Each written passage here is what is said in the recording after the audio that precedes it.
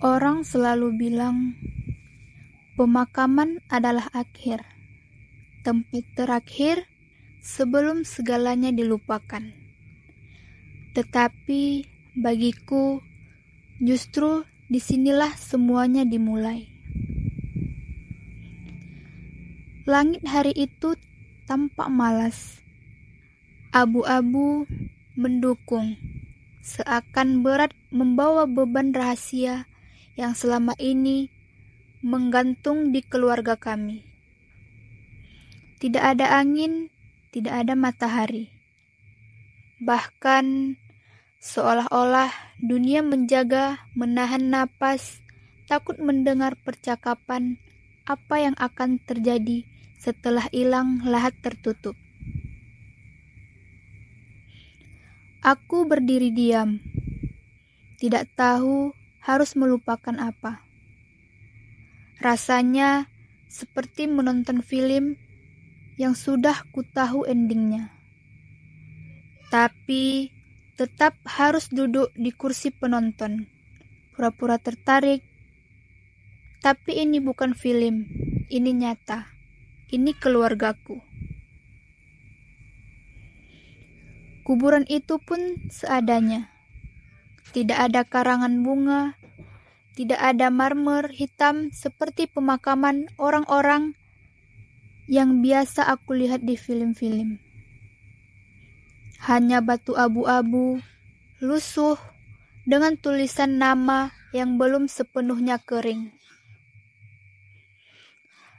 Dan ayahku, orang yang kini terbujur dalam tanah itu. Bukankah orang baik, tapi juga bukan sepenuhnya jahat. Kalau aku harus memilih satu kata untuk mendeskripsikannya, mungkin asing. Ya, asing. Orang yang asing sebelumnya kebetulan membesarkan kami. Aku masih ingat bagaimana dulu saat kecil aku selalu bertanya, mengapa ayah selalu diam? Tapi sekarang aku tahu, diamnya itu bukan karena sabar, tapi karena banyak hal yang dia pendam. Hal yang mungkin sekarang ikut terkubur bersama tubuhnya. Di sisi kiriku berdiri Raka, kakak sulungku. Tegas, kaku, penuh gengsi. Dari kecil, aku selalu iri dengannya. Tapi, semakin aku dewasa, aku sadar.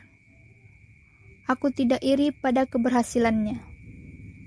Tapi, aku iri pada kemampuannya untuk pura-pura kuat, bahkan ketika semua hancur. Di sisi kanan, Tari, kakak perempuan kami. Selalu tampil cantik, selalu sempurna di mata orang lain.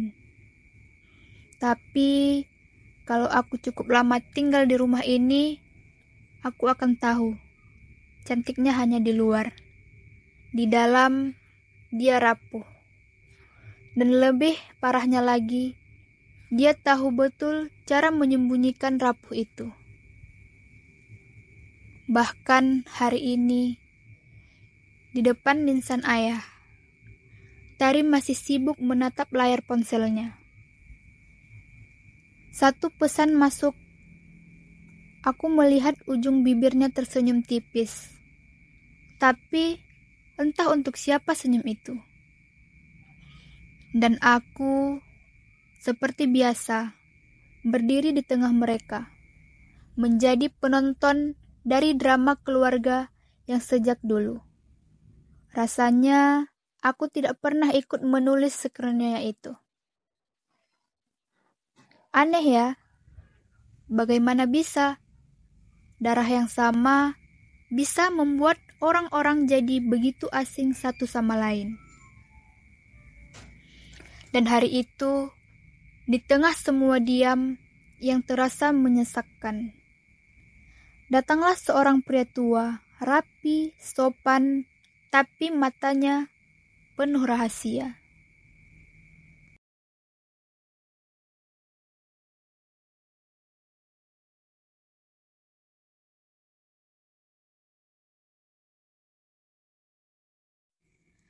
Aku tidak ingat kapan terakhir kali kami bertiga berdiri berdampingan seperti ini.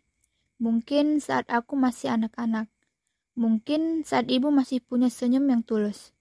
Tapi sekarang kami bertiga hanyalah 3 orang yang asing, yang kebetulan punya nama keluarga yang sama. Lucu ya, bagaimana daerah yang tidak menjamin apa-apa, tidak cinta, tidak kebersamaan, hanya formalitas. Kami berdiri bersampingan hanya karena tidak sopan rasanya kalau anak kandung tidak hadir di pemakaman orang tuanya. Aku melirik ke arah Raka.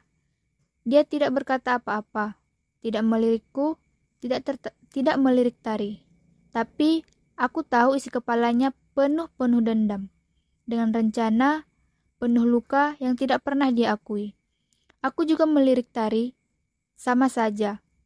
Wanita itu bahkan detik ini lebih memikirkan notifikasi ponselnya daripada nasib keluarga kami bertiga. Dan aku berdiri di tengah, lagi-lagi, selalu di tengah. Tidak cukup dengan mereka berdua, tapi juga tidak cukup jauh untuk bisa pergi. Dan di tengah suasana yang semakin canggung itu, pria itu akhirnya bicara. Maaf, saya diutus oleh almarhum untuk menyampaikan sesuatu. Sebuah amplop lusuh, kuno, di sudut atasnya ada percikan noda tinta yang sudah pudar. Dan di bagian depannya tulisan tanda tangan ayah. Aku mengenali tulisan itu, aku mengenali setiap goresannya, karena dulu aku pernah membaca surat dari tangan yang sama, surat yang tidak pernah selesai ditulis untuk ibu, sebelum akhirnya dibuang ke tong sampah. Tulisan itu berbunyi 1 kalimat saja, wasiat terakhir. Aku melihat Raka, ia sedikit mengerutkan dahi. Hanya sedikit. Dia bukan tipe orang yang mudah memperlihatkan prosesnya atau perasaannya. Tapi aku tahu, di balik tatapannya yang dingin, ada ledakan yang sedang dia tahan. Tari, dia tersenyum kecil, senyum sinis, senyum penuh rencana. Senyum yang membuat darahku berdesir tidak nyaman. Dan di detik itu juga aku sadar, yang terkubur hari ini bukan hanya tubuh ayahku, tetapi juga semua kebenaran yang selama ini sengaja ditukar atau dikubur oleh mereka. Aneh bukan? Bahkan di kuburan aku masih merasa sendirian. Aku tidak tahu kenapa aku masih berdiri di sana. Mungkin karena tubuhku belum sanggup bergerak. Mungkin karena pikiranku belum selesai menghitung ulang semua luka yang pernah kami alami satu persatu. Atau mungkin karena di tengah semua absurditas ini, aku menunggu sesuatu. Apa aku juga belum tahu. Properti dibagi rata. Tanah di kampung halaman akan dijual dan hasilnya dibagi 3. Mobil tua yang dulu sering kami perebutkan sewaktu kecil kini diwariskan ke Raka. Lukisan besar di ruang tamu, yang katanya hadiah dari seseorang penting, diberikan pada Tari. Sisanya akan dikelola oleh notaris untuk dibagi adil sesuai prosedur. Semuanya terdengar sangat rapi, sangat tertib, dan sangat tak berperasaan. Tapi yang membuat semua orang berhenti bernapas adalah bagian akhir surat itu.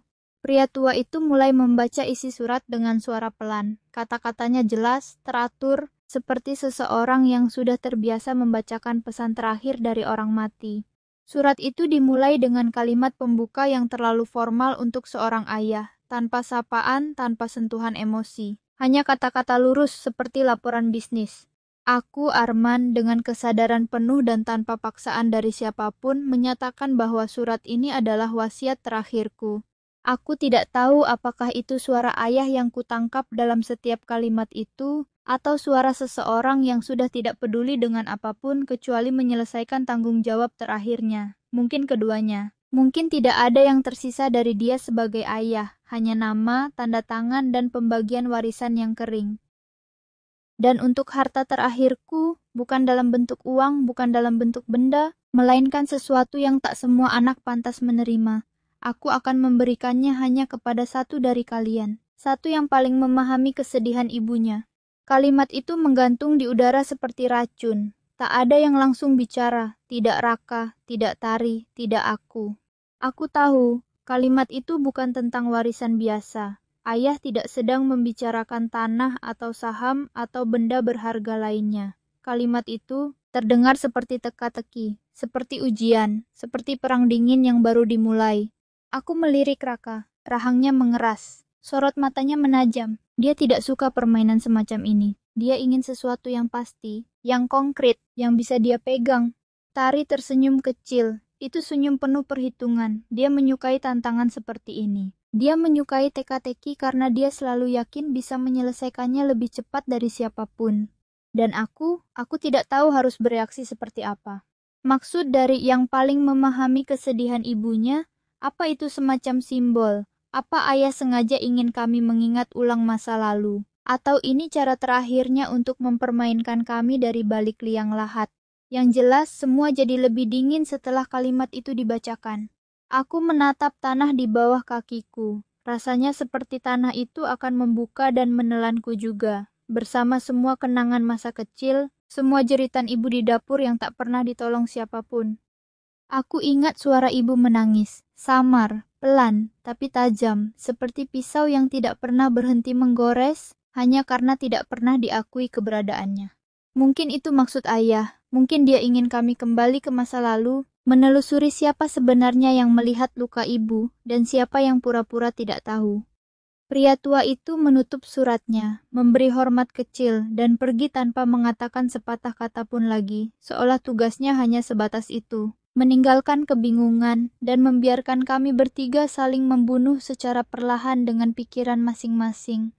Raka langsung melangkah pergi, langkahnya cepat tapi tidak tergesa, seperti seseorang yang tahu dia marah tapi memilih menundanya. Tari menyalakan rokok, menghembuskan asapnya perlahan dan berkata, mainan baru dari ayah. Aku tidak menjawab, aku hanya menatap nisan itu lebih lama dari sebelumnya. Batu itu tidak bicara, tapi aku merasa, dari bawah sana, ayah sedang menunggu siapa di antara kami yang akan lebih dulu tenggelam.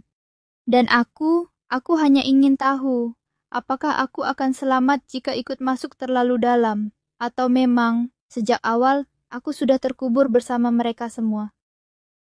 Aku kembali ke rumah itu 3 hari kemudian, bukan karena rindu, tapi karena sesuatu dalam diriku merasa belum selesai. Rumah itu tidak pernah berubah, dindingnya masih menyimpan aroma tembakau dan lem kayu, lantainya masih berderit di tempat yang sama, dan suara angin yang masuk dari sela jendela masih terasa seperti bisikan masa kecil yang tertinggal.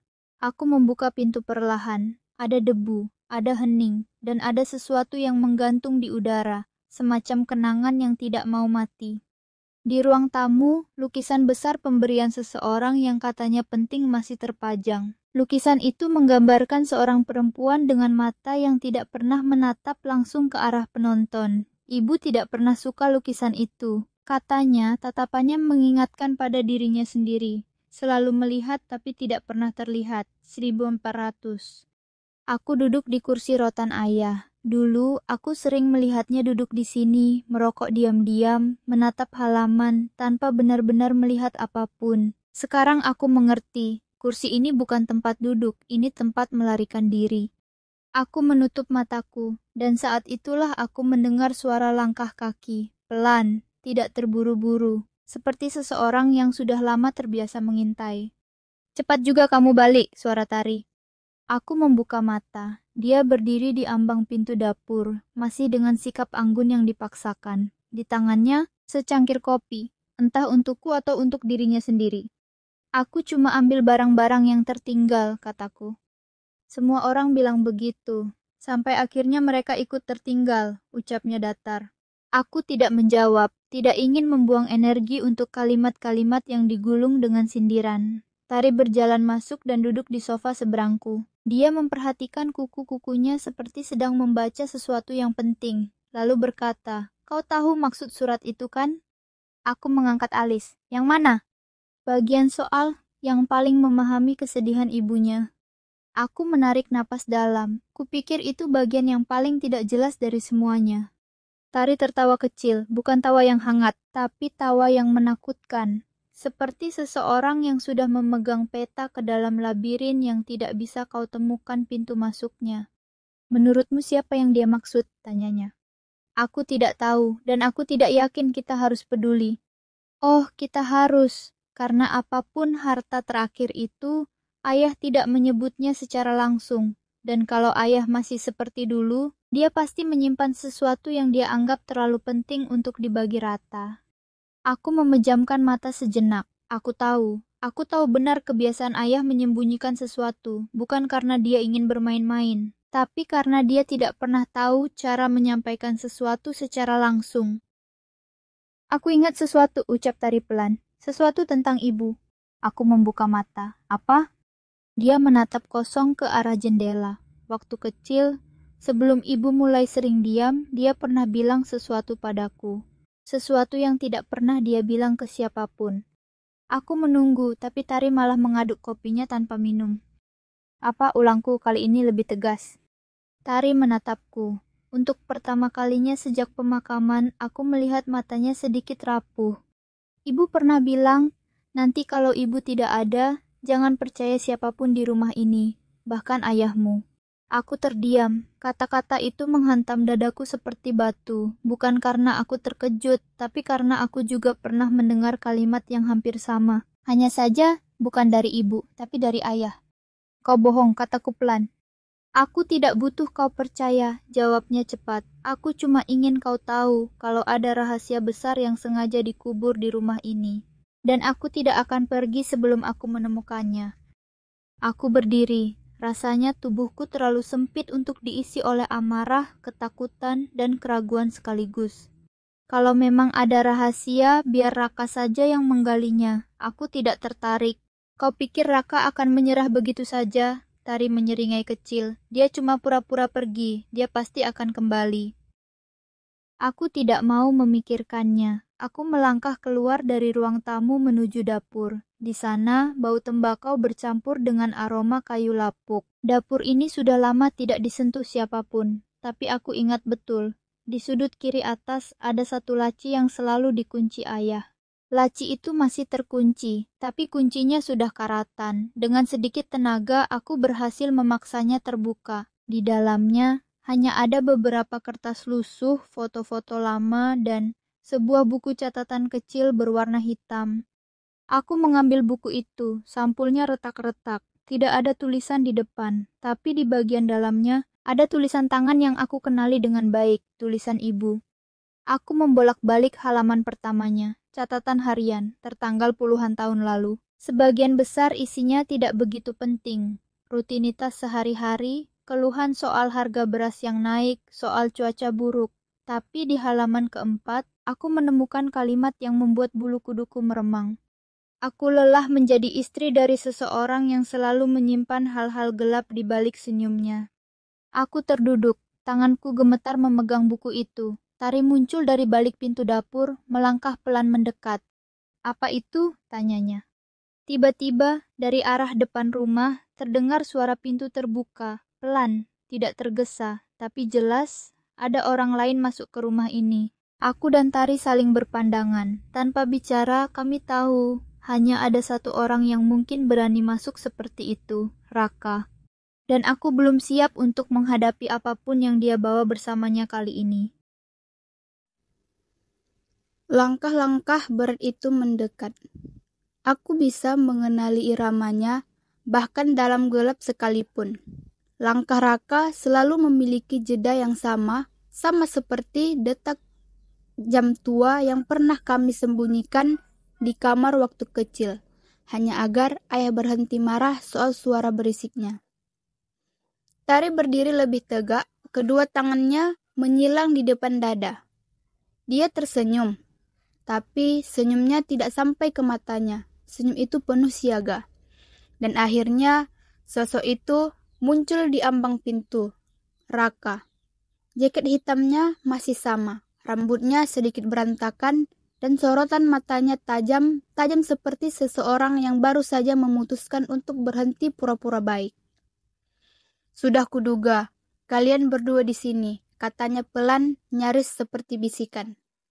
"Maumu apa?" tanya Tari terlebih dahulu, nadanya ketus. Raka melangkah pelan, tapi pasti, ambil bagian yang memang seharusnya milikku. Aku menahan napas. Aku tidak tahu bagaimana yang dia maksud. Tapi tangan kiriku, buku harian ibu terasa semakin berat. Seolah semua kata yang pernah ditulis di sana mulai berubah jadi beban nyata. "Kau selalu terlambat paham, Raka," kata Tari. "Kalau soal itu tanah, surat warisan sudah jelas." "Aku tidak bicara soal itu," jawab Raka lebih keras. Suasana mendadak tenang, bahkan dinding-dinding tua rumah ini seolah menahan napas bersamaan dengan kami. Bau kayu lapuk bercampur dengan aroma keringat, kopi basi, dan entah apa lagi. Campuran yang memualkan. Tapi aku tidak bergerak. Tubuhku seperti membuntu di tempat. "Jadi, apa yang kau cari?" tanyaku akhirnya. Raka menatapku lama. "Rahasia ibu." Kalimat itu terasa seperti hantaman. Aku bisa melihat wajah Tari berubah sedikit. Tidak takut, tapi terkejut. Mungkin karena dia juga tidak menyangka Raka akan mengatakan sesuatu sejujur itu. "Ayah pernah bilang," lanjut Raka, "ada suatu hal yang harus kami tahu, tapi harus memukankan sendiri. Dan aku tahu, apapun itu jawabannya ada di sini." Aku menggenggam erat buku itu, tapi aku belum tahu isinya. Aku belum membaca seluruhnya.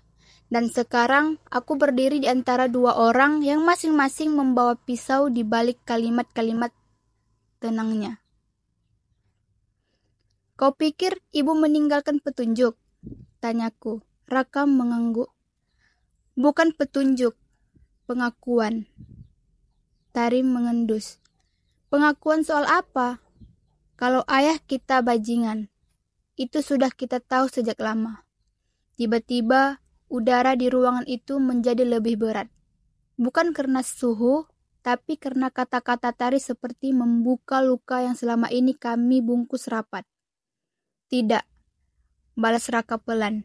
"Bukan soal ayah, tapi soal siapa sebenarnya yang menghancurkan ibu."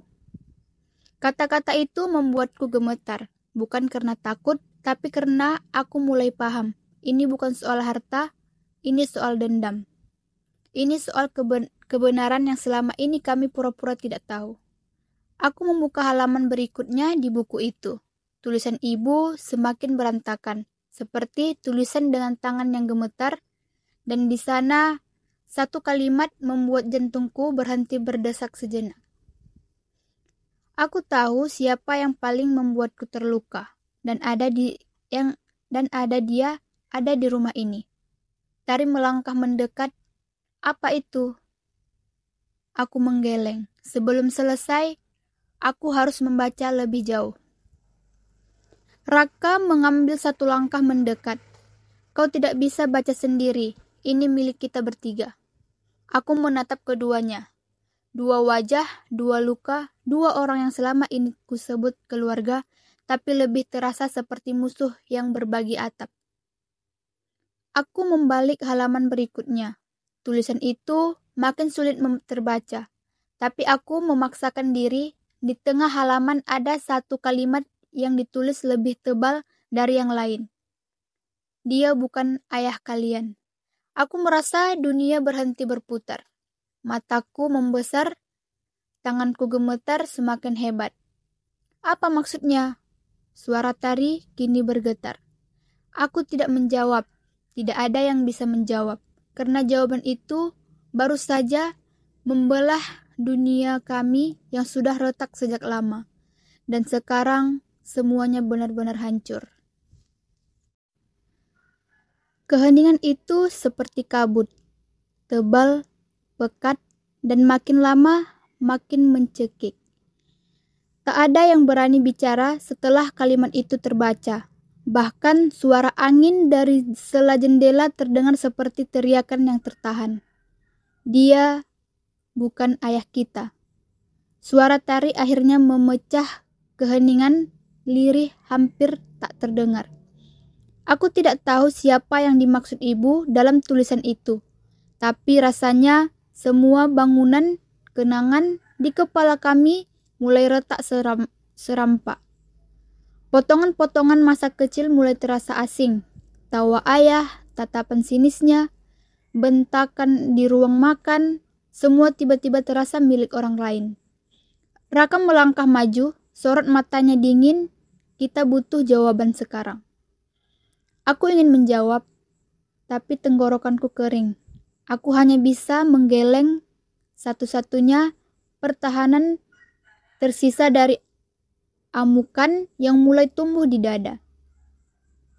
Baca lagi, desak Raka. Aku membuka halaman berikutnya, berdoa dalam hati agar di dalam itu kosong. Tapi Tuhan tidak sedang berbaik hati malam itu.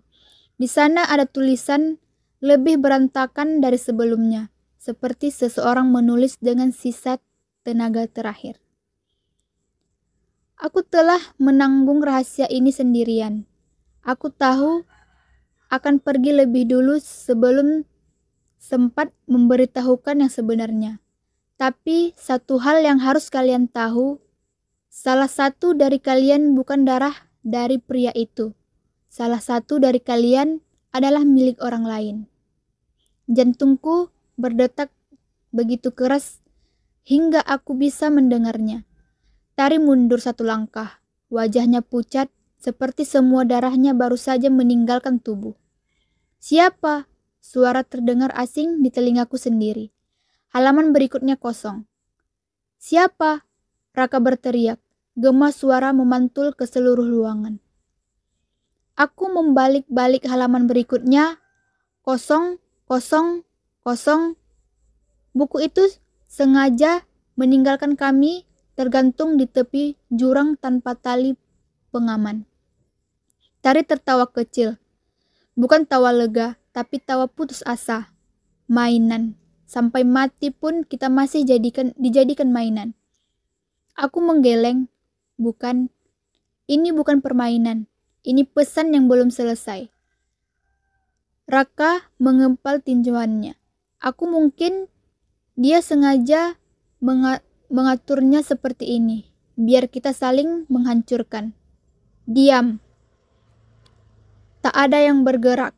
Bahkan dinding kayu tua rumah itu seolah tidak berani berdebat. Aku menatap wajah mereka satu persatu.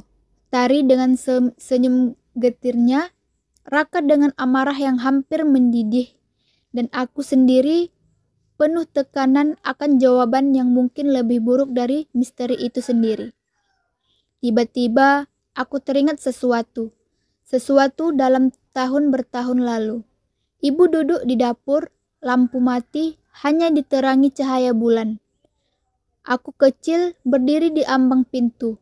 Aku mendengar ibu berkata pelan, seperti berbicara kepada dirinya sendiri.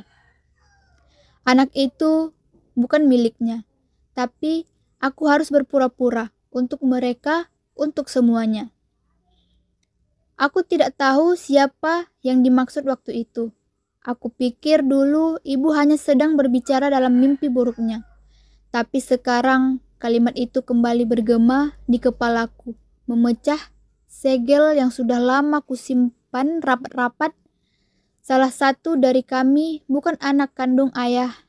Tapi siapa? Tapi menatapku tajam. Kau tahu sesuatu kan? Aku menelan ludah. Dalam kepalaku puzzle mulai menyusun diri. Potongan kecil masa lalu. Percakapan yang terasa ganjil.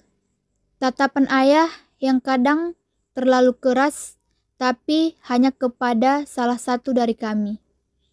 Dan tiba-tiba aku sadar. Bukan kepada Tari, bukan kepada Raka, tetapi kepada aku.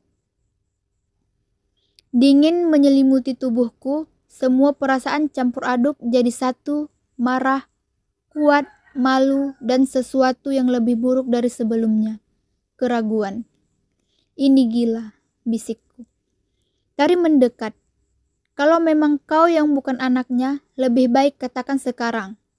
Aku ingin berteriak, ingin membantah, ingin menyebut semua ini lelucon buruk.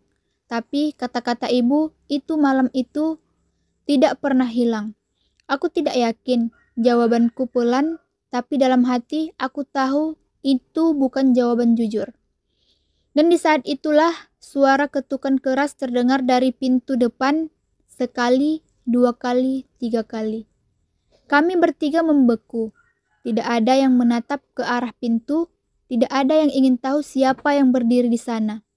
Tapi suatu hal yang pasti, malam ini belum selesai, dan rahasia keluarga kami baru saja membuka lapisan berikutnya. Ketukan itu tidak berhenti. 3 kali hening, lalu 3 kali lagi. Tak terburu-buru, tapi cukup keras untuk mengoyak sunyi yang selama ini membekukan rumah itu. Aku, Tari, dan Raka saling berpandangan. Tidak ada yang bergerak lebih dulu, karena siapapun yang membuka pintu malam ini mungkin juga membuka kotak Pandora yang lebih buruk di rahasia ibu. Tari akhirnya melangkah pelan, kakinya menyentuh lantai kayu, seperti menyusuri lantai di ruang interogasi. Raka dan aku mengikutinya, tak bicara, hanya saling mengawasi dari belakang. Saat gagang pintu diputar, waktu seperti melambat, lalu pintu terbuka, dan di sana berdiri seseorang perempuan tua. Rambutnya putih kusut, kulit wajahnya berkerut, tapi matanya tajam seperti silet yang sudah menanti waktu digunakan. Siapa? Ucap Raka kaku. Perempuan itu menatap kami satu persatu, lalu tersenyum tipis. Aku pengurus rumah ini dulu. Tidak ada yang bicara. Perempuan itu masuk tanpa diundang, seolah tahu rumah itu pernah menjadi miliknya, seolah tahu jalan di antara bayangan. Namaku Bu Lestari. Kalian mungkin tidak ingat, tapi aku yang dulu bantu rawat kalian waktu kecil sampai ibumu berhenti mempercayai siapapun. Aku mulai mengingat samar seseorang perempuan tua yang sering muncul lalu menghilang begitu saja, yang pernah membuatkan bubur waktu aku demam, yang pernah kupikir cuma pembantu sementara, tapi sekarang dia tampak seperti bagian dari rumah ini, bagian yang pernah dihapus. Kalian sudah membaca suratnya kan? Ucapan pelan. Kami mengangguk perlahan. Aku datang karena ibumu meninggalkan pesan khusus untuk hari ini. Suasana membeku lagi. Pesan? Tanya Tari. Ya, Bu Lestari merogoh tas kain tuanya dan mengeluarkan sebuah amplop coklat yang sudah lapuk di ujungnya. Aku disuruh menyimpannya dan memberikannya. Hanya kalau anak-anak aman saling mencurigai. Tari dan Raka langsung menegang. Aku berdiri merasa perutku seperti dikepal dari dalam. Jadi ini memang dirancang? Tanya Raka. Tidak, jawab Ibu Lestari. Ibu bukan rencana. Ini permintaan terakhir. Ibumu takut kebenaran akan mati bersama dia. Tapi dia juga tahu tidak semua kebenaran bisa langsung diterima. Amplop itu diserahkan padaku. Tanganku gemetar saat menerimanya. Beratnya seakan mewakili semua tahun yang ibu lalui di dalam. Kutarik napas, kukoyak segel yang telah usang itu. Di dalamnya hanya satu lembar kertas, tulisannya pendek tapi cukup menghancurkan semuanya. Aku tidak bisa memberitahu kalian siapa yang bukan anak Arman, karena aku tidak tahu. Semua suara lenyap. Ibumu tidak tahu? Guman Tari hampir seperti bicara ke dirinya sendiri. Bu Lestari mengangguk. Dia tidak tahu siapa dari kalian hasil malam itu, karena semuanya terjadi terlalu kacau, terlalu gelap, dan dia terlalu takut. Raka mendekat. Malam apa? Bu Lestari menatap kami. Malam di mana Arman bukan satu-satunya pria di rumah ini. Aku nyaris menyentuhkan surat itu dari tanganku. Otakku mencoba mencari celah logika, tapi tubuhku lebih dulu menggigil. Jadi, salah satu dari kami hasil dari perselingkuhan, potong Bu Lestari, atau pemaksaan.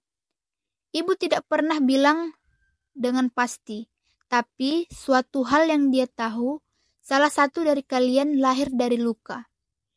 Tari menutup wajahnya dengan kedua tangan. Raka mundur 2 langkah, seolah dinding di belakangnya tak cukup kuat menopang beban baru ini.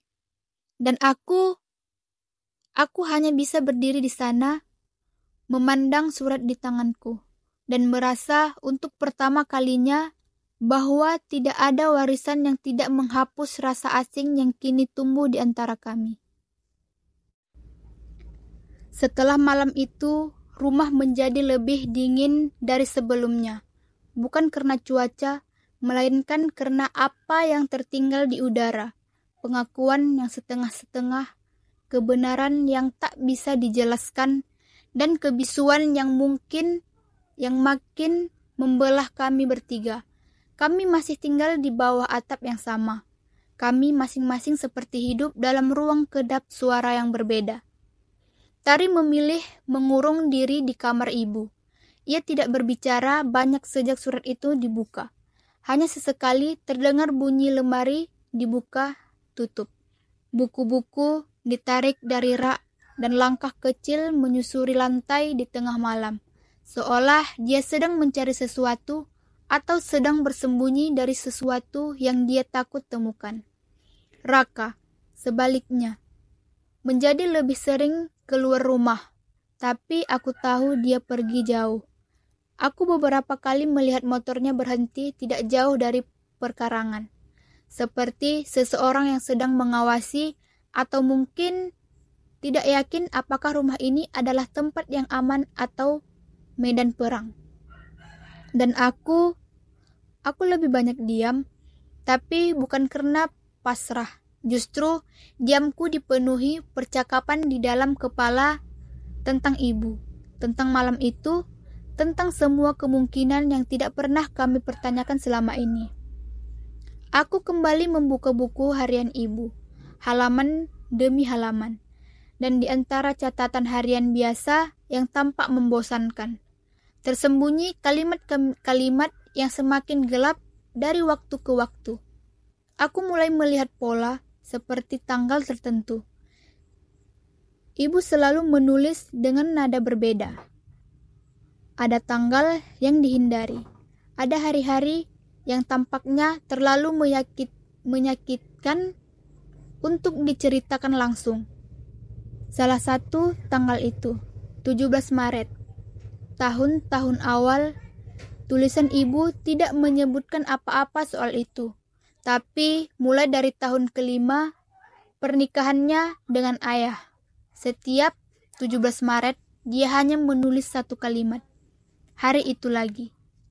Tanpa penjelasan, tanpa emosi, hanya pernyataan dingin.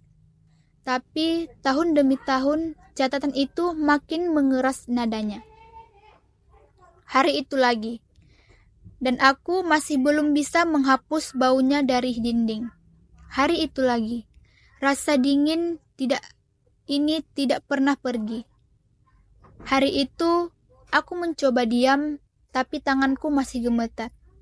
Hari itu aku kira aku sudah kuat, tapi ternyata tidak. Dan kemudian tahun ke-14 hari itu, dan aku membenci cermin karena dia tahu siapa anak itu sebenarnya.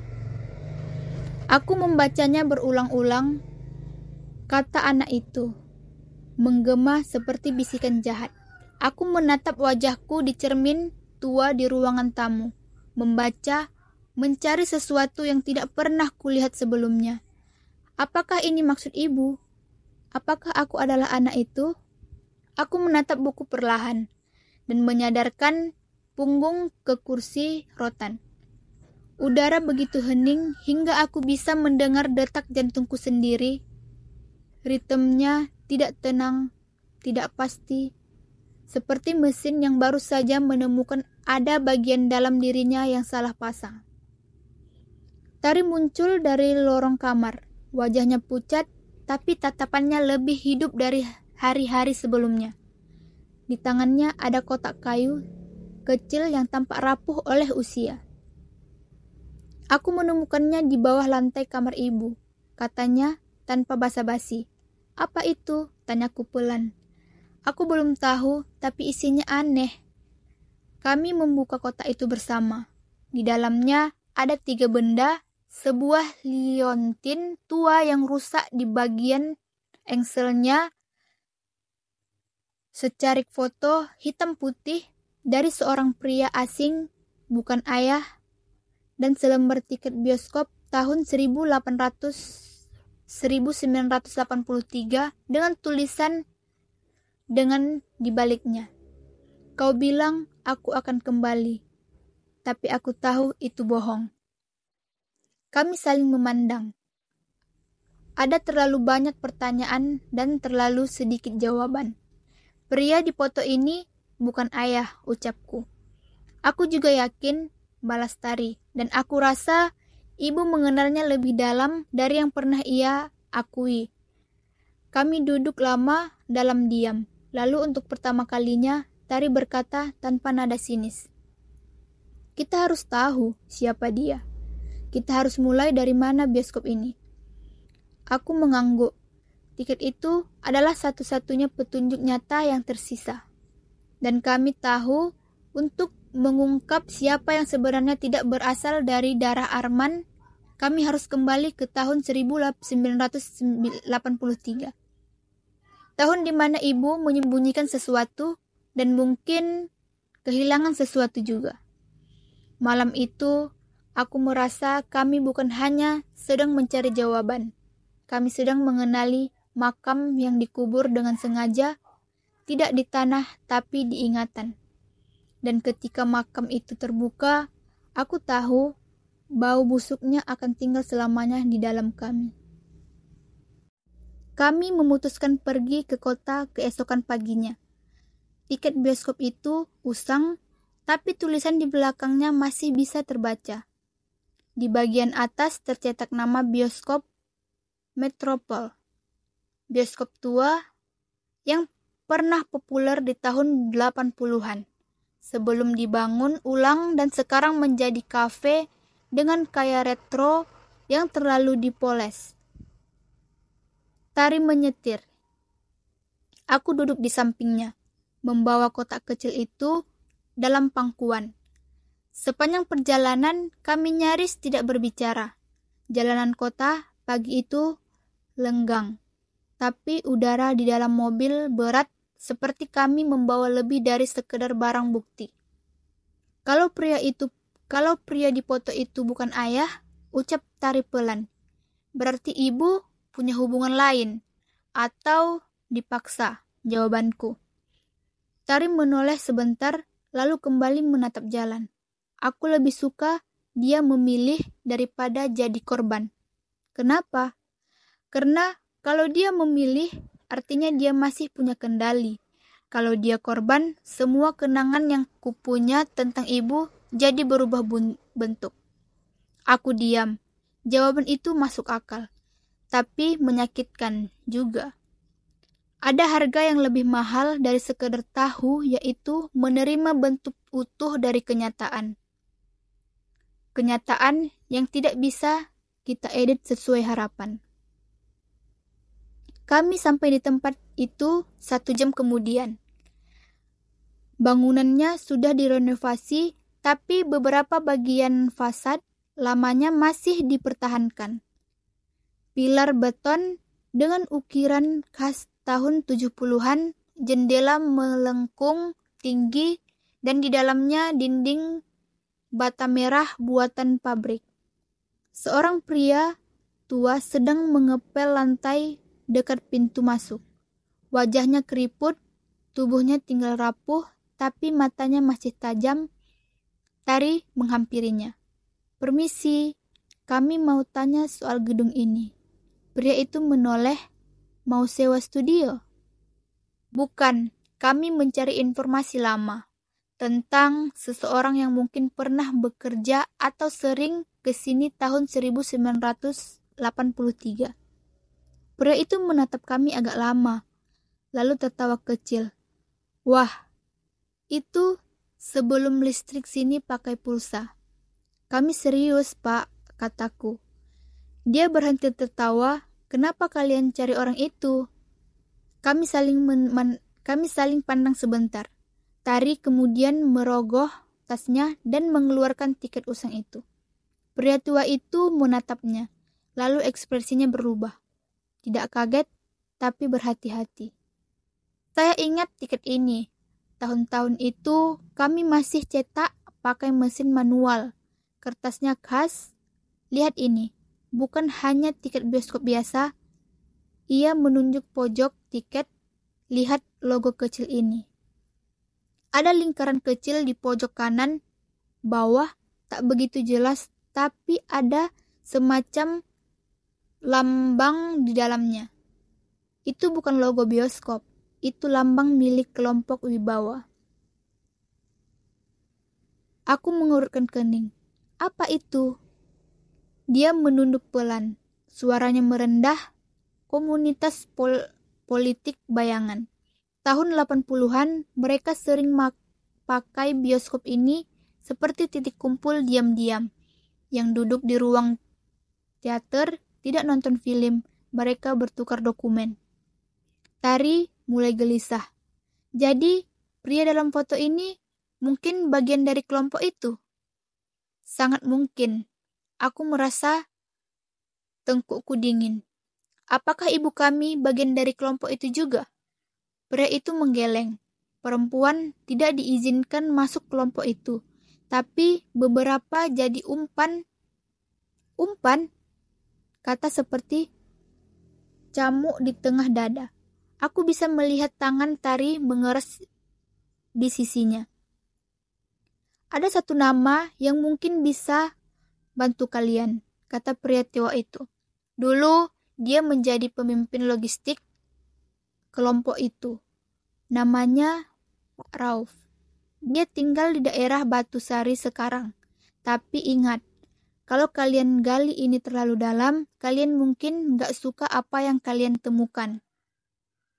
Kami berterima kasih dan pergi dengan alamat yang dia berikan di mobil. Suasana membeku lagi, tapi kali ini bukan karena ragu, melainkan karena ketakutan mulai tumbuh pelan-pelan. Apa yang ibu sembunyikan mungkin bukan sekedar rahasia keluarga, tapi jaringan yang lebih dalam, lebih berbahaya, dan lebih gelap. Aku takut, kataku jujur, tapi menatap ke depan, rahangnya mengeras. Aku juga, tapi kita sudah terlalu jauh. Kami sampai di Batu Sari menjelang senja. Jalanan sempit, aspal mengelupas, dan rumah-rumah tua berderet seperti kenangan yang tidak mau dibongkar. Daerah ini seperti tempat waktu berhenti. Warung masih pakai papan tulis kapur, anak-anak main layangan, pakaian gulungan, benang bekas, dan angin membawa bau kayu terbakar entah dari mana. Alamat yang diberikan mengarah ke sebuah rumah kayu panggung yang nyaris tertutup tanaman rambut. Dan di depannya berdiri papan kecil tertuliskan Rauf Monitir dan reparasi mesin ketik. Kami turun dari mobil dan berdiri di depan pintu yang tengah terbuka. Ketukan kami dijawab suara parau dari dalam. Masuk saja. Kalau mesin kalian mogok, bawa ke belakang. Tari melangkah duluan. Aku mengikuti, merasa setiap langkah seperti memasuki lorong masa lalu. Di dalam ruangan gelap, diterangi satu lampu neon redup, bau minyak pelumas dan kertas tua menyerap hidung kami. Pak Rauf duduk di kursi kayu. Tubuhnya kurus, rambutnya sudah memutih seluruhnya. Tapi ada suatu hal yang belum tua. Sorotan matanya tajam, tidak terguncang. Kalian bukan bawa mesin ketik ya? Tari mengangguk pelan. Kami mencari seseorang dari masa lalu. Mungkin Bapak mengenalnya. Rauf bersandar. Begitu ya? Biasanya yang datang bawa foto, bukan mesin. Aku menyodorkan foto pria misterius yang kami temukan di kota itu. Rauf tidak langsung beraksi. Ia mengambil kacamatanya dari saku baju lusuh, menaruhnya perlahan lalu menatap lekat-lekat foto itu selama hampir 1 menit. Ini Jamiko, katanya akhirnya. Aku langsung duduk. Nama itu seperti bunyi peluru di kepala. Tari menatapnya penuh harap. Siapa dia? Dia adalah satu anggota paling aktif di kelompok Wibawa. Tapi dia punya agenda sendiri. Dia lebih berdiri dari yang lain. Lebih nekat, dia yang bawa informasi ke ibu kalian. Ibu kami mengenalnya. Lebih dari kenal, jawaban Rauf pelan. Keheningan menelan ruangan. Hanya terdengar bunyi detak jam tua di pojok ruangan. Hubungan mereka seperti apa? Tanyaku. Rauf meletakkan foto itu di atas meja. Saya tidak bisa memastikan, tapi saya tahu satu hal. Jamiko pernah bilang, saya ingin menyelamatkan dia meskipun saya harus jadi ayah dari luka baru. Kami terpaku. Artinya, ya, mungkin anak yang dimaksud adalah kalian atau salah satu dari kalian. Tari berdiri. Kapan ibu kami pernah bilang apapun? Kenapa semuanya jadi teka-teki? Rauf menghela napas panjang. Karena saat kau mencintai dua hal yang bertolak belakang, keluarga dan kebenaran, kau seringkali memilih untuk tidak memilih. Ibu kalian memilih diam. Aku mulai merasa lelah. Kepalaku berat bukan karena informasi, tapi karena makanannya. Ibu mencintai pria lain. Atau ibu dipaksa. Atau ibu punya niat menyelamatkan seseorang, tapi berakhir kehilangan semuanya. Jatmiko sekarang di mana? Tanyaku pelan. Rauf tertawa kecil. Tapi tawa itu kosong. Sudah mati. 2 tahun setelah kejadian, kecelakaan katanya. Tapi semua yang terlibat tahu itu bukan kecelakaan. Dibunuh. Rauf hanya menatap kami. Tidak perlu jawaban. Kami paham. Apa ibu kamu tahu soal kematiannya? Dia tahu, tapi dia pura-pura tidak tahu. Semua seperti dia tidak pura-pura menjadi istri setia dan ibu yang tidak luka. Kami terdiam lama. Rauf memandangi kami dengan pandangan yang sulit dibentak. Seperti seorang kakek yang menatap anak-anaknya, yang terpaksa dewasa sebelum waktunya. Kalau kalian cari siapa ayah kalian sebenarnya, katanya, kalian tidak akan pernah yakin. Tapi kalau kalian cari siapa yang mencintai kalian, kalian sudah tahu jawabannya. Tari menarik napas panjang. Ibu. Rauf mengangguk. Iya, ibu kalian. Dia tidak sempurna, tapi dia bertahan lebih lama dari siapapun yang saya kenal. Kami keluar dari rumah itu saat langit mulai gelap.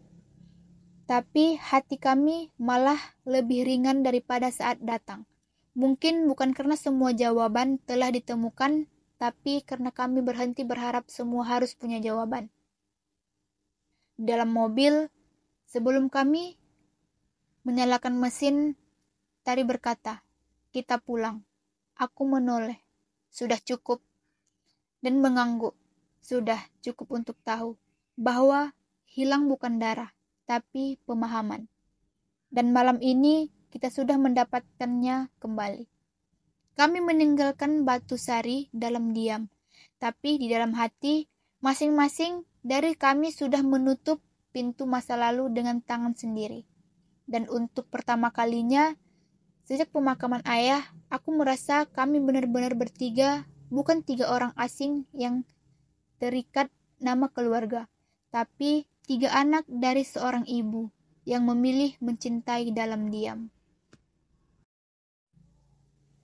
Malam itu, kami kembali ke rumah tanpa satupun kata terucap. Tapi keheningan kali ini berbeda dari sebelumnya.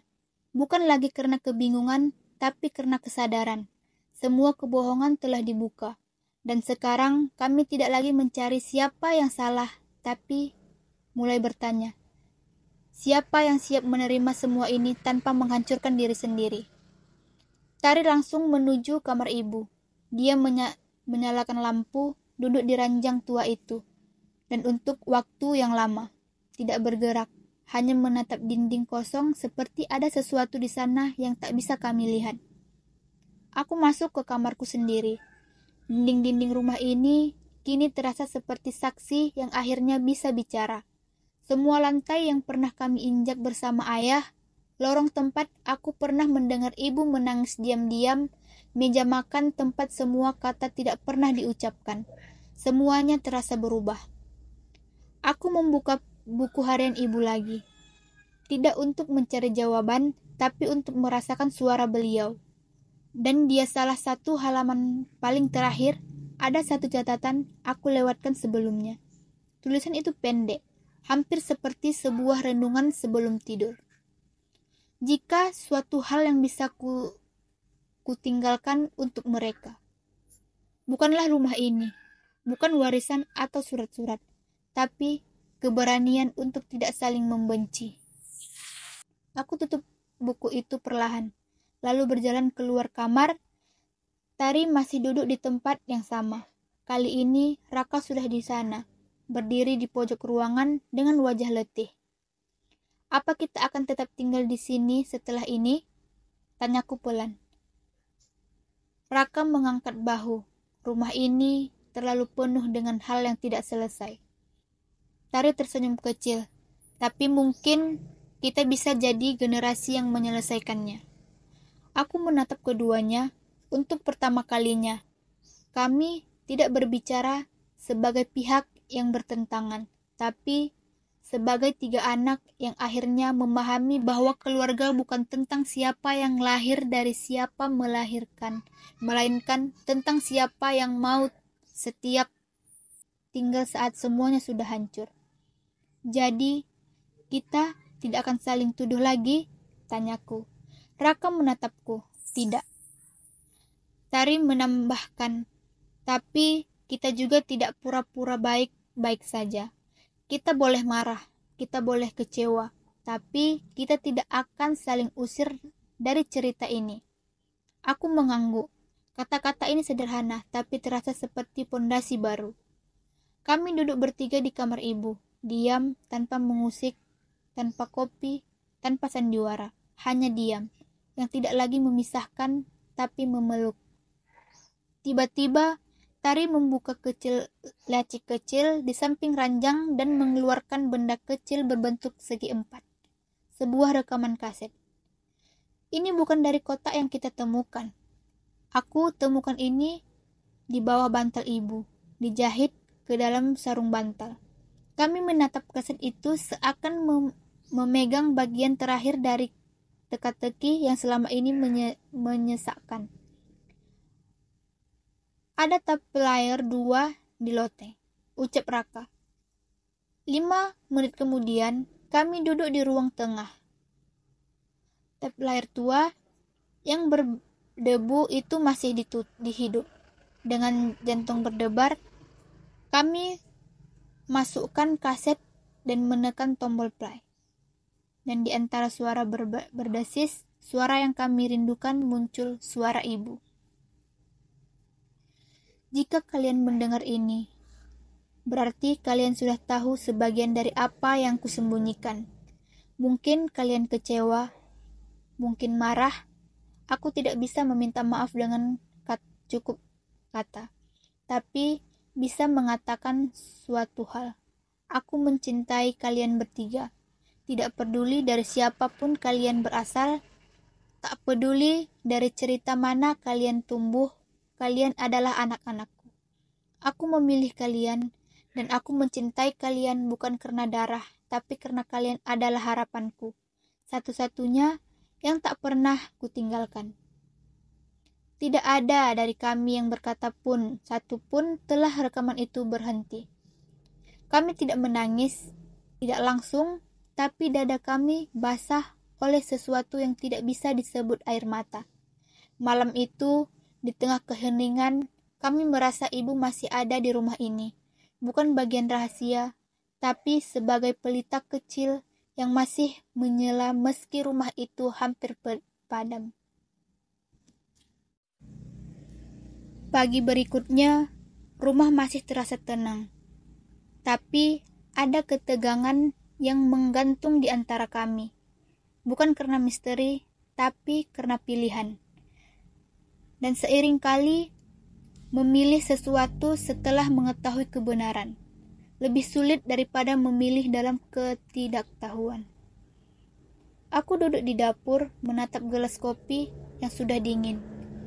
Di seberang meja, Raka membuka berkas-berkas warisan, surat tanah, catatan pajak, dokumen tua yang hampir tak bisa terbaca karena tinta yang memudar. Rumah ini atas nama ibu, tapi surat tanahnya masih terkait dengan nama ayah, Guam Raka. Tari masuk sambil menguap. Rambutnya berantakan, wajahnya kosong, tapi matanya tajam seperti biasa. Kalian mikir jual rumah ini? Tanya to the point. Raka mengangguk. Kalau memang kita nggak mau tinggal di sini, kenapa tidak? Aku tidak langsung menjawab. Rumah ini meski penuh luka, aku juga penuh kenangan. Dan dalam cara yang aneh, justru karena semua rasa sakit yang kami alami di sini, rumah ini seperti momen dari apa yang telah kami lalui. Kalau kita jual, ucap Tari sambil duduk, kita juga jual semua jejak ibu. Jejak itu udah tinggal di kita. Bantah Raka, rumah ini cuma dinding, cuma atap. Aku memandang keduanya lalu berkata pelan, tapi rumah ini juga saksi. Bukan soal fisiknya, tapi tentang bagaimana ibu bertahan di dalamnya. Hening. Raka meletakkan dokumen, wajahnya lelah. Kalau begitu, siapa yang tinggal di sini? Aku nggak bisa, berkata. Pekerjaanku di luar kota. Tapi menggeleng. Tari menggeleng. Aku juga nggak bisa. Aku nggak bisa sanggup hidup di tempat yang setiap sudutnya mengingatkanku pada semua yang nggak pernah diingatkan. Mereka menoleh ke arahku. Aku menatap dapur ini, kompor tua, jendela kecil, dengan tanaman mati, kursi yang penuh aku duduki waktu ayah marah dan ibu menyuapiku diam-diam. Kalau memang tidak ada yang bisa, mungkin aku akan tinggal, ujarku. Tari kaget. Kau serius? Aku mengangguk. Aku gak mau rumah ini jadi properti kosong yang dibeli orang asing dan dijadikan kos-kosan. Raka tertawa sinis. Atau jadi konten YouTube rumah angker peninggalan keluarga misterius. Aku tersenyum tipis. Justru karena itu, rumah ini milik ibu. Dan kalau memang ada sesuatu yang bisa kita jaga darinya, ya dimulai dari sini. Tari diam sejenak, lalu berkata, "Kalau kau tinggal, berarti kau juga yang jaga makanan mereka?" Aku mengangguk. "Iya," menghela napas. "Aku akan bantu urus surat-surat legalnya. Tapi setelah itu, aku akan kembali ke Jakarta." Raka ikut menambahkan, "Aku juga. Tapi kita tetap komunikasi. Rumah ini jangan jadi alasan kita menjauh." Kami saling berpandangan. Untuk pertama kalinya, keputusan dibuat tanpa kemarahan, tanpa saling tuduh, hanya berdasarkan apa yang masih bisa kami selamatkan dari rentuhan. Setelah sarapan, kami mulai membersihkan ruang tengah. Tari menemukan surat-surat lama, aku menemukan keset kosong. Raka menemukan sesuatu yang membuat kami semua terdiam. Sebuah album foto yang tersembunyi di balik plafon ruang tamu, dibungkus kain tebal dan disegel dengan lakban tua. Ketika kami buka, isinya bukan sekedar foto keluarga. Ada foto ibu saat muda berdiri di depan sebuah rumah yang kami tidak kenali. Ada foto pria bernama Jatmiko sedang memangku bayi. Ada juga potret ibu sedang menulis di meja yang tampak seperti ruang tahanan atau ruangan pengawasan. Di bagian belakang foto tertulis 1984. Jika aku mati, semoga mereka hidup. Kalau aku hidup, semoga mereka tidak jadi aku. Saling berpandangan, semua sudah kami ketahui. Tapi tetap saja, kalimat ini seperti hantaman terakhir. Ibu ingin kami bebas dari bayang-bayangan masa lalunya, tapi justru karena kami tahu apa yang dia lalui, kami lebih mencintainya. Malam harinya, kami duduk di teras rumah. Udara dingin, tapi kami tidak merasa kedinginan. Tidak seperti malam-malam sebelumnya. Tari memecah kesunyian. Kita tidak akan pernah tahu siapa sebenarnya anak Jatmiko, ya? Aku menggeleng, dan mungkin itu memang tujuannya, supaya kita tidak hidup berdasarkan asal-usul, tapi berdasarkan pilihan. Raka menyandarkan kepalanya ke tiang kayu. Kalau begitu, aku pilih untuk jadi saudaramu, tidak peduli darah siapa yang mengalir. Kami semua tertawa kecil. Tawa yang tidak keras, tapi cukup untuk membuat malam itu terasa seperti rumah. Bukan karena bangunannya, tapi karena akhirnya. Kami memilih untuk tetap ada satu sama lain. 3 hari setelah keputusan dibuat, Tari dan Raka bersiap meninggalkan rumah. Tidak ada perpisahan dramatis. Tidak ada air mata yang berlebihan. Tapi ada sesuatu di udara pagi itu yang terasa berat, seperti perpisahan yang tidak hanya memisahkan jarak, tapi juga dunia lama dan dunia baru. Tari memelukku lebih dahulu. Kalau kau merasa butuh sesuatu, jangan tunggu. Langsung hubungi.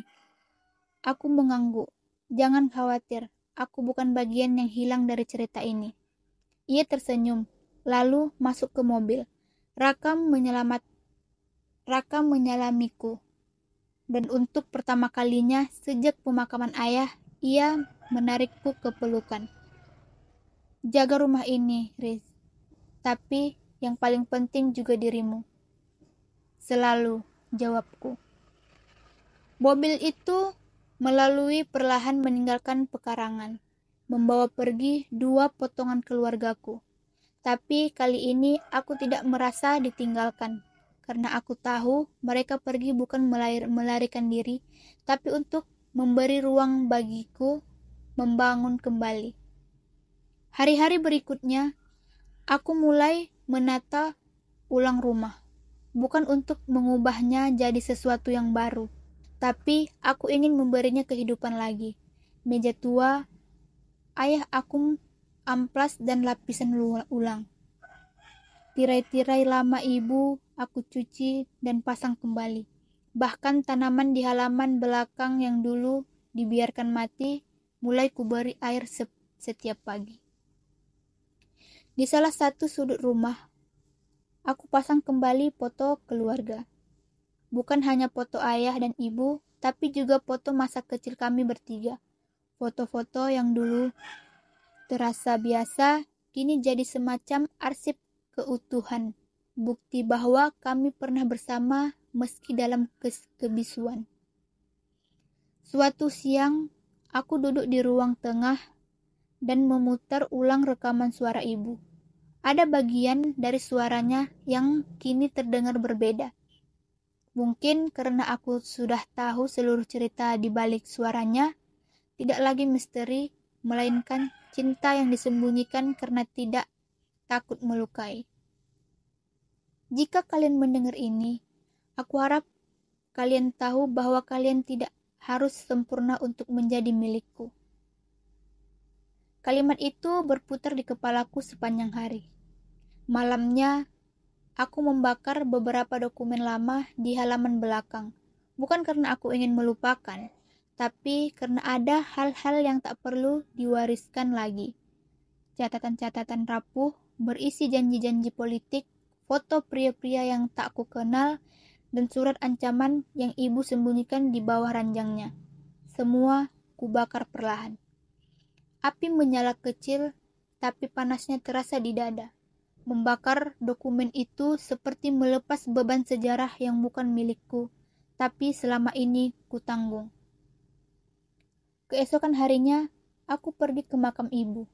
Aku membawa bunga kemboja putih dan satu lembar foto kecil, foto saat kami bertiga masih kecil dan ibu berdiri di belakang, tersenyum. Bukan senyum lebar, tapi cukup untuk membuat selamanya terasa damai. Aku duduk di samping makam, meletakkan foto di atas batu nisan yang sederhana.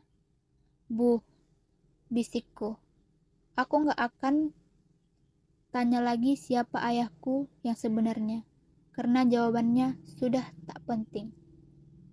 Tanganku menyentuh tanah yang mulai terlumut.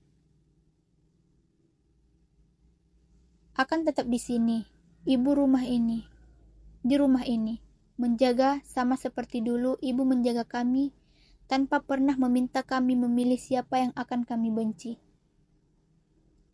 Angin berhembus pelan, langit mendung tapi tak jadi hujan, seolah langit pun sedang menahan air mata, bukan karena duka, tapi karena lega. Hari itu aku kembali ke rumah dan duduk di beranda. Matahari mulai terbenam dan cahaya jingga menyusup masuk di tengah celah perpohonan. Semua terasa tenang untuk pertama kalinya dalam beberapa minggu. Lalu terdengar suara dari gerbang sebuah kepala motor berhenti. Aku berdiri mencoba melihat siapa yang datang. Seorang pria tua, seorang pria turun. Wajahnya muda, membawa map besar di tangannya. Ia tampak gugup. Permisi, apakah ini rumah Ibu Sari? Aku mengangguk. Ibu saya sudah wafat. Pria itu menunduk sebentar. Maaf, saya baru tahu. Saya hanya disuruh mengantar dokumen lama dari kantor hukum yang pernah bekerja sama dengan beliau. Aku mengambil map itu, mengucap terima kasih, lalu masuk ke dalam. Map itu berisi suatu hal yang tak pernah kuduga. Salinan surat pernyataan yang ditulis tangan oleh ibu disimpan sebagai dokumen tambahan atas surat warisan atau wasiat. Tulisannya rapi, jelas, dan jujur. Aku tidak tahu siapa ayah kandung salah satu dari mereka, tapi aku tahu siapa yang paling menyerupai Janet Miko. Cara berpikir, cara bicara, bahkan cara marahnya. Tapi aku tidak akan menuliskan karena jika anak itu membacanya, aku ingin dia sendiri yang memutuskan. Apakah dia ingin menjadi anak dari masa lalu? Atau anak dari masa depan. Aku menutup map itu dan tersenyum kecil. Ibu memberiku pilihan dan aku sudah memilih. Sudah 2 bulan sejak Tari dan Raka meninggalkan rumah ini. Mereka sesekali menelepon, kadang mengirim foto lewat grup keluarga yang akhirnya kembali aktif. Tidak ada percakapan panjang, tidak ada diskusi berat, hanya potongan hidup sehari-hari. Kucing, baru Tari, proyek kantor Raka yang gagal total, dan sesekali lelucon basi yang membuat kami tertawa di tengah malam. Di luar, rumah ini masih seperti dulu.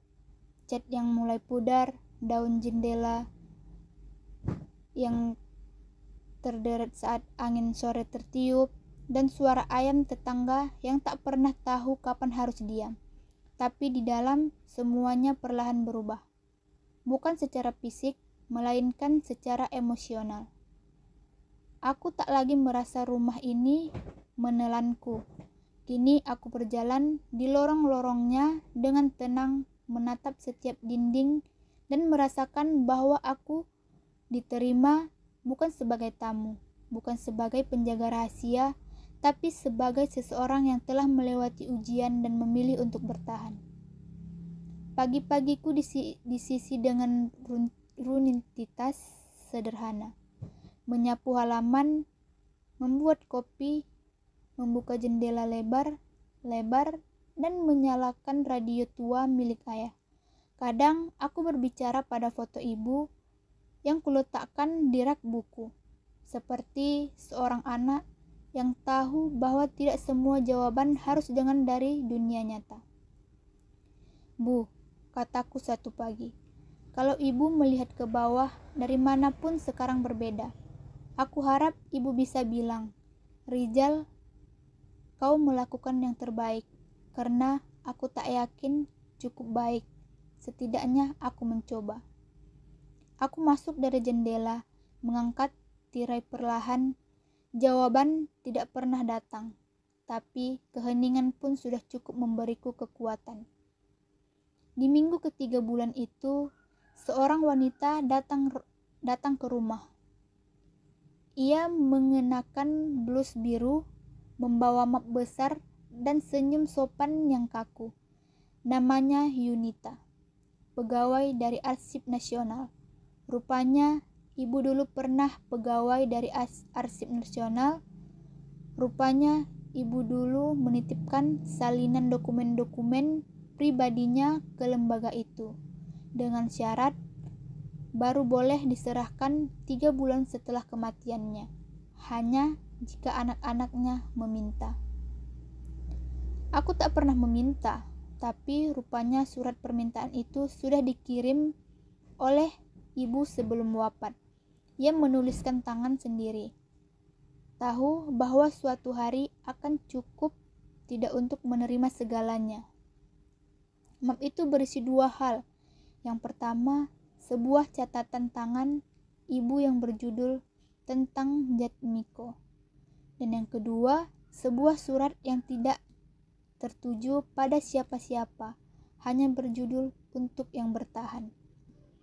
Aku membaca catatan pertama di ruang kerja ayah, bahwa cahaya lampu meja yang mulai redup.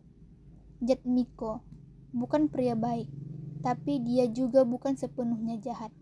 Dia mencoba memperbaiki sistem dari dalam, tapi terjerat oleh sistem yang jauh lebih besar. Aku mengenalnya sebelum menikah dengan ayah kalian, dan saat aku sudah menjadi istri orang lain, dia kembali.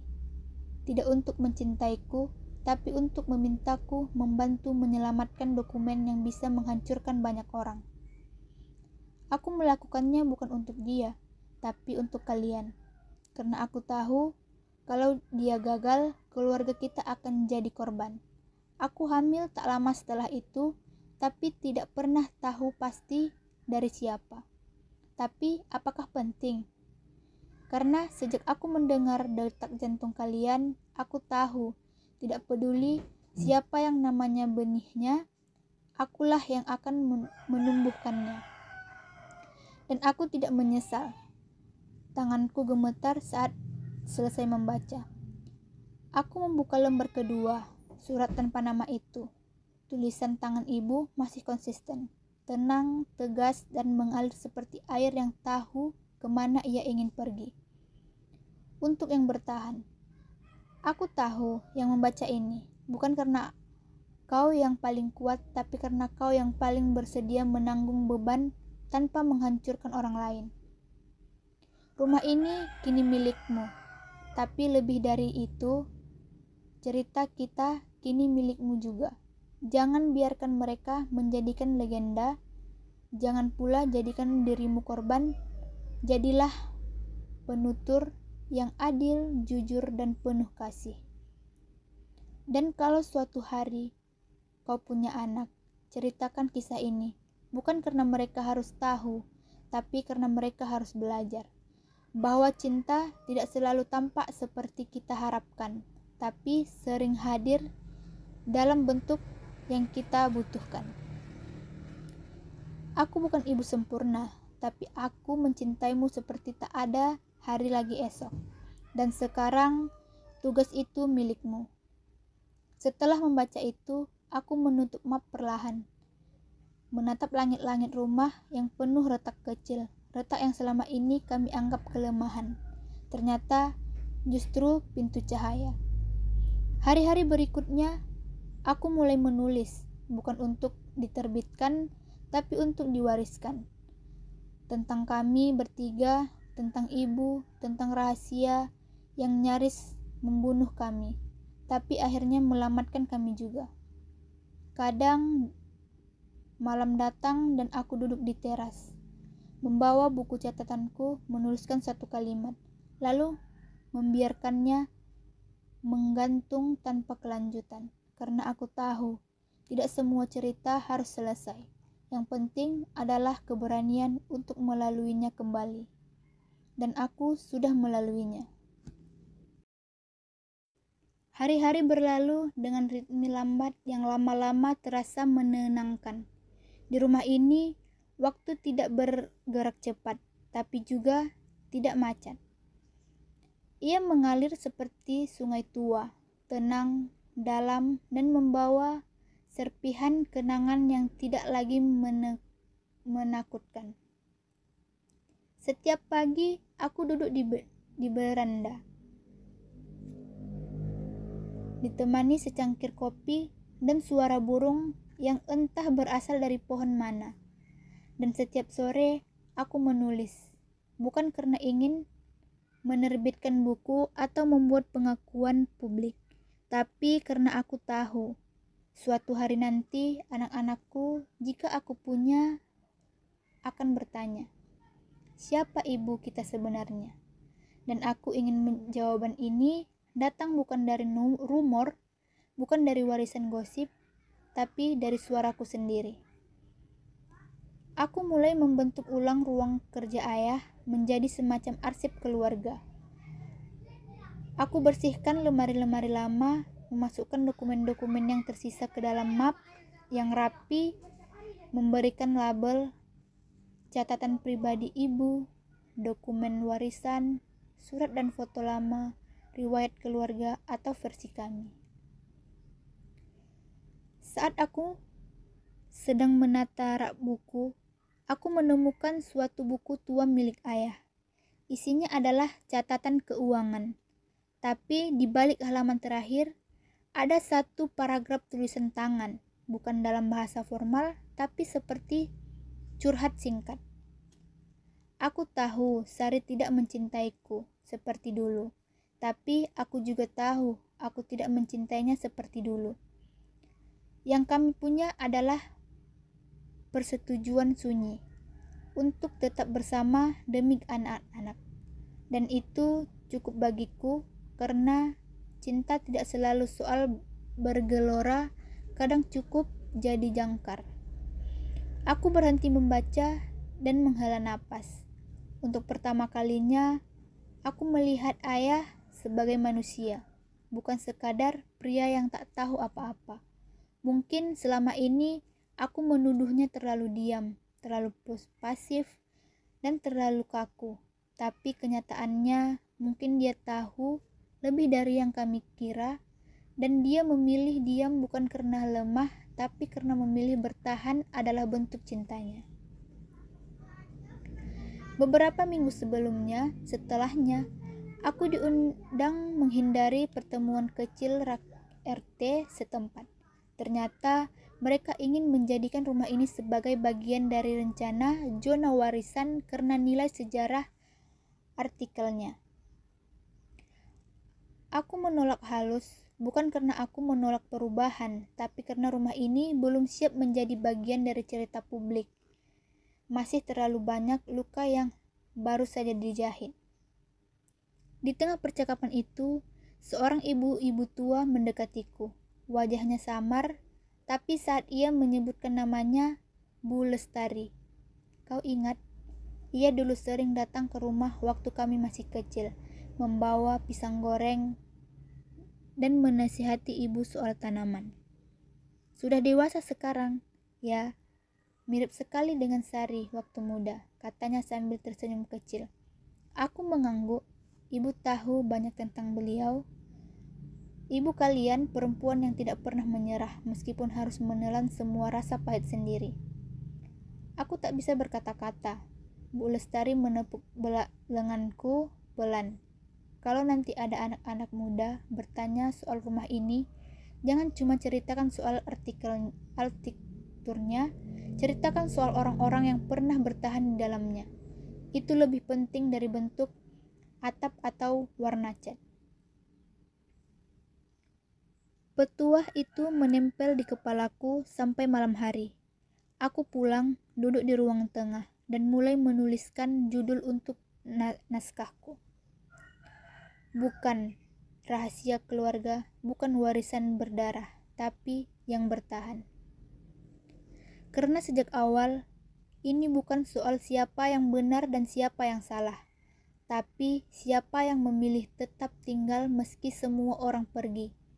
Setiap orang memilih memahami meski jawaban tidak jelas, tidak yang memilih menyayangi meskipun sejarah tidak sempurna. Beberapa hari kemudian, aku menerima paket dari Tari. Isinya sebuah figuran dengan tulisan dengan miliknya. Kalau rumah itu adalah tubuh, maka kamu adalah jantungnya. Tari. Di balik figura itu ada catatan tambahan. Riz, kamu mungkin tak akan pernah tahu siapa ayah kandungmu, tapi kamu juga mungkin tidak butuh tahu, karena kamu sudah jadi kakak, adik, penjaga, penulis sekaligus jantung dari semua yang tersedia dari keluarga kita. Aku bingung, harus tertawa atau menangis. Jika aku memilih untuk diam, dan di dalam diam itu, aku merasa dipeluk dari jauh. Raka pun tak ketinggalan. Ia mengirimku flash disk berisi rekaman audio, semacam podcast pribadi. Ia berbicara soal hidup, soal kegagalan, soal masa kecil kami. Tapi di akhir rekaman, ia mengatakan, kadang yang menyatukan keluarga bukan sejarah, tapi keputusan untuk tetap saling berbicara setelah semua sejarah pecah berkeping-keping. Kau menjaga agar kami tetap bicara. Terima kasih. Malam itu aku duduk di beranda rumah sendiri, tapi tidak merasa sendiri. Aku melihat halaman depan, tempat ayah dulu membaca koran, jendela kamar ibu, tempat ia mengintip saat kami bermain. Taman kecil yang dulu kami tinggalkan kini mulai hijau kembali. Dan aku sadar, aku tidak mewarisi rumah ini. Aku mewarisi semangat untuk menyusun kembali hidup yang penuh hampir hancur. Masa depan belum pasti, tapi untuk pertama kalinya aku takut lagi menatapnya. Karena aku tahu dari mana aku berasal, dan lebih penting lagi, aku tahu siapa aku sekarang. Sudah setahun sejak rumah itu kembali bernapas. Musim telah berganti, hujan datang dan pergi. Pohon jambu di dalam berubah, lalu kembali meranggas. Tapi yang paling berubah bukan rumahnya, melainkan aku sendiri. Aku kini tahu, siapa bukan soal menemukan jawaban, tapi keberanian untuk terus bertanya tanpa hancur. Dulu, aku berpikir kebenaran itu segalanya, tapi ternyata ada kebenaran yang tidak butuh diumumkan. Cukup diketahui, dipeluk, dan kemudian dibiarkan tenang di dalam hati. Di ruang kerja ayah, naskah bukuku hampir selesai. Bukan buku sejarah, bukan kisah sensasional, tapi catatan hidup tentang rumah tua, tentang ibu yang terlalu kuat untuk mengeluh, tentang 3 anak yang nyaris saling membunuh demi kebenaran yang akhirnya tak pernah mereka perlukan.